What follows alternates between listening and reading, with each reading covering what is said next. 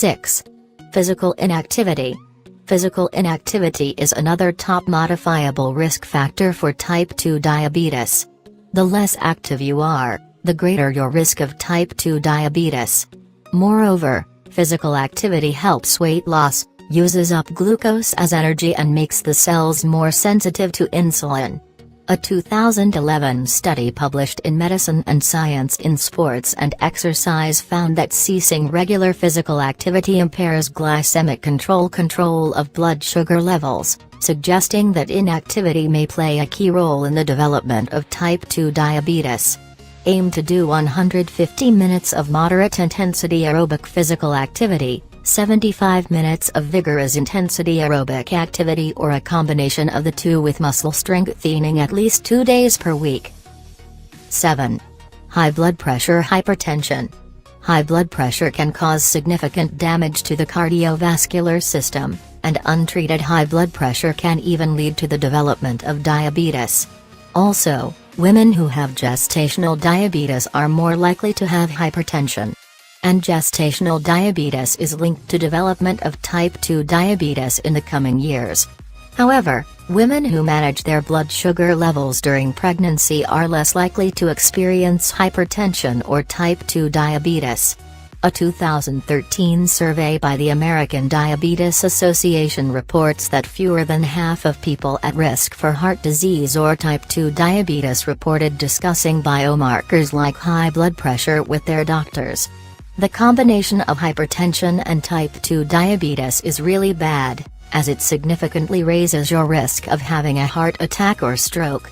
If your blood pressure is running high, take it seriously and follow your doctor's advice to keep it in check.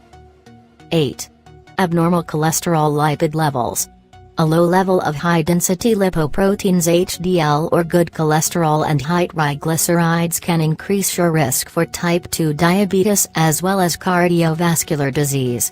In a 2016 study published in JAMA Cardiology, researchers found that people who took statins to lower their levels of low-density lipoproteins LDL or bad cholesterol were more vulnerable to type 2 diabetes. However, people with naturally lower LDL levels were less likely to develop heart disease but were also slightly more vulnerable to type 2 diabetes. Researchers concluded that it's likely that one's LDL level is associated with diabetes risk, rather than an effect of the statins. To maintain healthy cholesterol levels, a healthy eating plan, consistent aerobic physical activity and a healthy weight can help a lot. 9. Prediabetes. Prediabetes, a milder form of the condition, is an obvious risk factor for developing type 2 diabetes. Prediabetes is defined as blood glucose levels above normal but below diabetes thresholds. A 2012 study published in Lancet reports that prediabetes based on glycemic parameters above normal but below diabetes thresholds is a high-risk state for diabetes. The study also says that for prediabetic individuals, lifestyle modification is the cornerstone of diabetes prevention with evidence of a 40 to 70% relative risk reduction. Prediabetes can be easily diagnosed with a simple blood test. If you have it, get more active and lose any extra weight. Also, opt for a healthy diet and follow the suggestions given by your doctor. 10. Polycystic ovary syndrome (PCOS). For women, having polycystic ovary syndrome (PCOS) that causes irregular menstrual periods, excess hair growth and obesity is another risk factor for diabetes. A 2004 study published in Minerva Gynecologica reports that the risk of glucose intolerance among PCOS subjects seems to be approximately 5 to 10-fold higher than normal and appears not limited to a single ethnic group.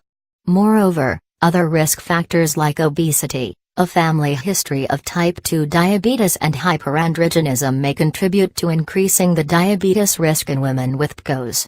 A 2012 study published in Diabetes also confirms that the risk of type 2 diabetes is markedly elevated in women with PCOS in middle age, and therefore reinforces the need for routine screening of PCOS patients for diabetes over time.